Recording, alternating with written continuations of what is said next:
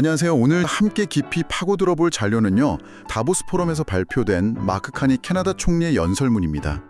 요즘 세상 돌아가는 걸 보면 예전에는 당연했던 규칙들이 더는 좀 안 통하는 것 같다. 이런 느낌 다들 받으실 텐데요. 이 연설이 그 현상의 핵심을 짚어내면서 특히 캐나다 같은 나라들이 앞으로 어떻게 나아가야 할지에 대한 청사진을 제시하고 있습니다.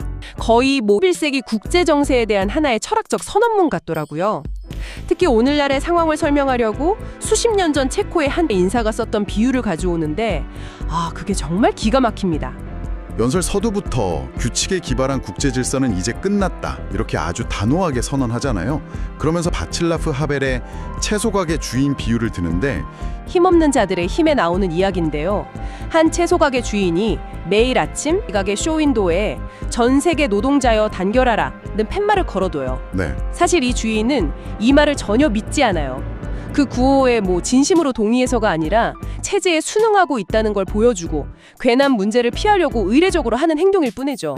그냥 남들 다 하니까 안 하면 튀니까요. 바로 그겁니다. 하벨은 이런 상태를 거짓 속에서 살기라고 불렀어요. 그러니까 체제를 지탱하는 힘은 그 이념이 진실에서가 아니라 모든 사람들이 진실인 척 연기하려는 그 암묵적인 동의, 참여에서 나온다는 통찰이죠. 그 채소 가게 주인 비유 정말 날카롭네요. 카니 총리는 캐나다 같은 중견국들이 채소 가게 주인이었고 규칙 기반 국제 질서라는 게 쇼윈도에 걸려있던 그 구호였다. 이렇게 말하는 거군요. 근데 한편으로는 그게 어땠어? 이렇게 생각할 수도 있을 것 같아요. 어차피 모두가 암묵적으로 동의한 유용한 거짓말이었다면 굳이 그걸 깨야 할 이유가 있었을까요? 아주 좋은 질문입니다. 연설에서도 그 유용성을 인정해요. 강대국들이 자기들 입맛에 맞게 규칙을 어기고 있다는 걸 알면서도 왜 그 거짓에 동참했는가? 바로 미국의 그 압도적인 힘, 팍스 아메리카나 아래에서 제공되는 것들이 있었기 때문이죠. 얻는 게 있었으니까? 네.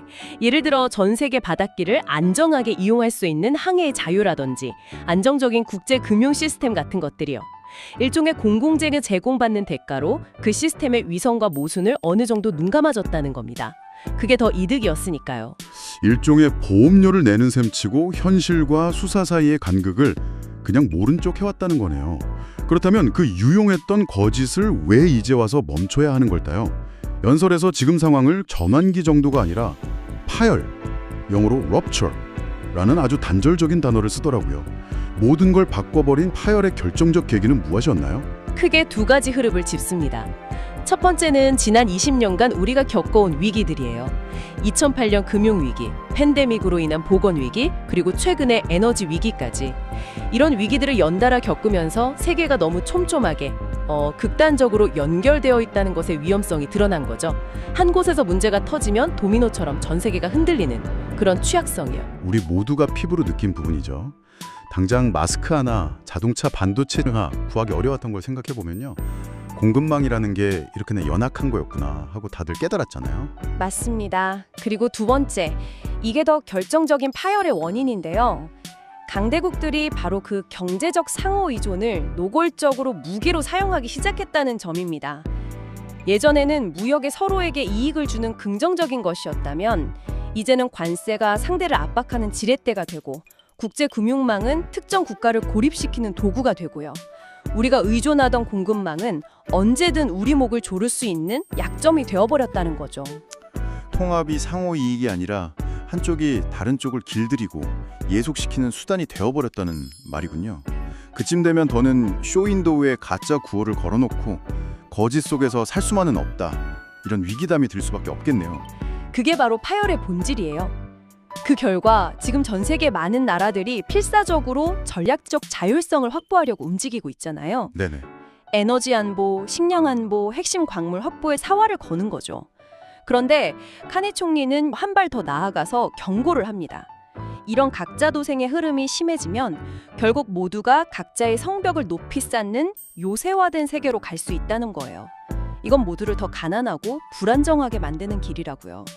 옛 질서는 무너졌고 그렇다고 각자 담장을 높이 쌓는 요새화된 세계도 위험한 선택이라면 정말 대안이 없는 암울한 상황처럼 들리는데요. 바로 여기서 카니 총리가 캐나다의 새로운 길을 제시하죠. 네, 그가 내놓은 해법이 바로 가치 기반 현실주의, values-based realism입니다. 이 용어 자체가 흥미로운 조합이죠. 가치와 현실주의라 사실 좀 모순적으로 들리기도 하는데요. 보통 가치를 내세우면 이상주의적이라고 하고 현실주의는 국익을 위해 가치와 타협하는 거라고 생각하잖아요. 어떻게 이 둘을 동시에 추구할 수 있다는 걸까요? 바로 그 지점이 이 전략의 핵심입니다. 세상이 우리가 바라는 이상적인 모습대로 움직이지 않는다는 그 냉정한 현실을 인정하자는 게 현실주의고요. 그럼에도 불구하고 주권, 인권, 영토 보전 같은 포기할 수 없는 핵심 가치는 분명히 지켜야 한다는 겁니다. 이 두 가지를 실용적으로 결합해야 한다는 거죠. 연설에 아주 인상적인 구절이 나와요. 우리는 이제 우리의 가치가 가진 힘뿐만 아니라 우리의 힘이 가진 가치에도 의존해야 한다. 힘이 뒷받침되지 않는 가치는 공허하고 가치가 없는 힘은 폭력일 뿐이다. 이런 의미로 들리네요. 말은 멋진데 이게 구체적인 정책으로는 어떻게 나타나고 있나요? 크게 두 가지 방향으로 나타납니다. 첫째는 국내에서부터 힘을 기르는 것입니다. 뜬구름 잡는 얘기가 아니라 아주 구체적인 정책들을 나열해요. 경제 활력을 위해 소득세와 법인세를 인하하고 미래 산업인 에너지, AI, 핵심 광물 분야에 1조 달러 규모의 투자를 유치하고 그리고 2030년까지 국방비를 지금의 2배로 늘리겠다고 선언합니다. 스스로를 지킬 힘이 없으면 그 어떤 가치도 지킬 수 없다는 아주 현실적인 판단이 깔려 있는 거죠. 국방비를 2배로 늘리는 동시에 세금을 깎아준다. 이거 정치적으로나 경제적으로나 굉장히 어려운 과제처럼 들리는데요.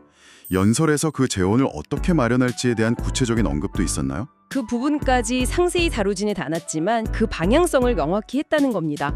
더 이상 국제 질서라는 우산에 안주하지 않고 스스로의 힘을 키우는데 국가 역량을 집중하겠다. 이 의지를 보여준 거죠.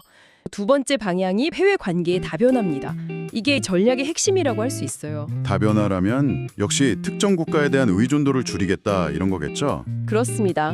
캐나다가 지난 6개월 동안에만 4개 대륙에서 무려 12개의 새로운 무역 및 안보 협정을 맺었다고 해요. 전통적인 우방인 EU와의 협력은 물론이고요. 그런데 여기서 흥미로운 점이 중국이나 카타르와도 새로운 전략적 파트너십을 맺었다는 겁니다. 지금은 인도, 아세안과도 자유무역 협상을 진행 중이고요. 잠깐만요. 중국, 카타르요? 이건 좀 의외인데요. 방금 가치 기반 현실주의라고 했는데 이런 국가들과의 파트너십은 어떻게 그 가치와 연결될 수 있는 거죠? 오히려 가치를 잠시 접어든 순수한 현실주의, 좀 더 비판적으로 보자면 기회주의적인 행보로 비칠 위험은 없을까요? 바로 그 점이 이 전략의 가장 논쟁적이면서도 또 가장 현실적인 부분입니다. 커니 총리의 논리는 이래요. 특정 강대국, 그러니까 미국이나 중국 어느 한쪽에 대한 과도한 의존이 우리의 자율성을 해치는 가장 큰 위협이라는 거죠. 의존 자체를 줄이는 게 핵심이다. 네, 따라서 우리의 선택지를 최대한 늘려놓는 것 자체가 주권을 지키는 길이라는 겁니다. 중국과 협력하는 것이 중국의 가치에 동의해서가 아니라 캐나다의 국익과 전략적 자율성을 확보하기 위한 현실적인 선택이라는 거죠. 모든 나라와 모든 사안에 대해 똑같은 잣대를 들이대는 게 아니라 사안별로 우리의 이익과 가치에 부합하는 파트너를 유연하게 찾는다는 겁니다. 그러니까 모든 파트너가 우리의 가치를 100% 공유해야 한다는 게 아니라 특정 사안에 대해서는 이해관계가 일치할 수 있다는 거군요. 마치 취미에 따라 다른 친구를 만나는 것처럼요. 영화 볼 때는 이 친구랑, 등산 갈 때는 저 친구랑 가는 것처럼 국가관계도 그렇게 설정한다는 건가요? 네, 아주 적절한 비유입니다. 연설에서도 이걸 가변적 기하학, variable geometry라는 용어로 표현해요. 기능이 약화된 UN이나 WTO 같은 낡은 틀에만 얽매이지 않겠다는 선언이죠.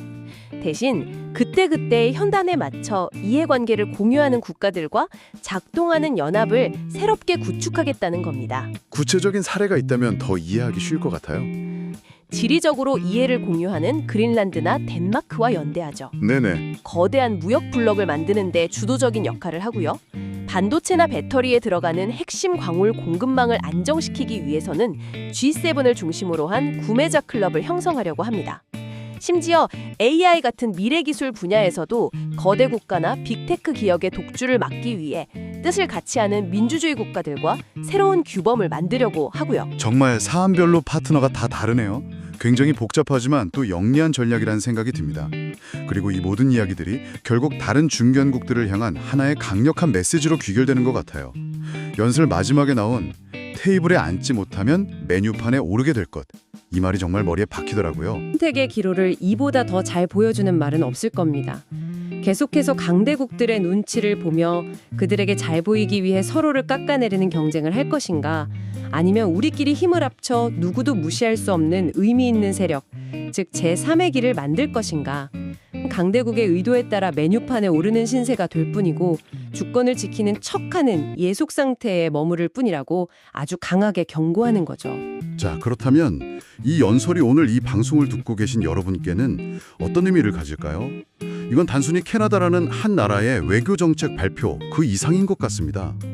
기존의 모든 확실성이 사라진 이 불확실성의 시대를 한 국가가 어떻게 헤쳐나갈 수 있는지 보여주는 하나의 생존 로드맵처럼 느껴지거든요. 맞습니다. 핵심은 정직함, 내실, 그리고 영리한 파트너십이죠. 연설의 가장 강력한 마무리는 캐나다가 이제 쇼윈도우에서 그 낡은 구호를 떼어내고 있다는 선언이에요. 더는 위선적인 체면 칠해나 거짓된 연기를 하지 않겠다는 거죠. 이건 다른 나라들에게도 던지는 메시지입니다. 현실을 똑바로 보고 말과 행동을 일치시키라는 것. 그리고 옛 질서가 기적처럼 돌아오기만을 기다리지 말고 우리 스스로 새로운 질서를 만드는 데 동참하라는 것. 외부의 압력에 흔들리지 않도록 각자의 취약성을 줄이라는 강력한 촉구이기도 하고요. 듣고 보니 이 연설이 우리에게 곱씹어 볼 만한 아주 중요한 질문을 남기는 것 같네요. 카니 총리가 제안한 가치 기반 현실주의와 작동하는 연합이라는 길은 분명 캐나다의 대담한 선언이고 다른 중견국들에게도 매력적인 제안입니다. 하지만 서로 다른 가치와 이해관계를 가진 여러 개의 제3의 길이 동시에 나타난다면 어떻게 될까요? 과연 이런 작은 연합체들이 비록 결함은 많았을지언정 적어도 단일하게 작동했던 과거의 글로벌 질서를 성공적으로 대체할 수 있을까요? 아니면 오히려 세상을 더욱더 잘게 쪼개고 더 예측 불가능한 곳으로 만들게 될까요? 한번 깊이 생각해 볼 문제입니다.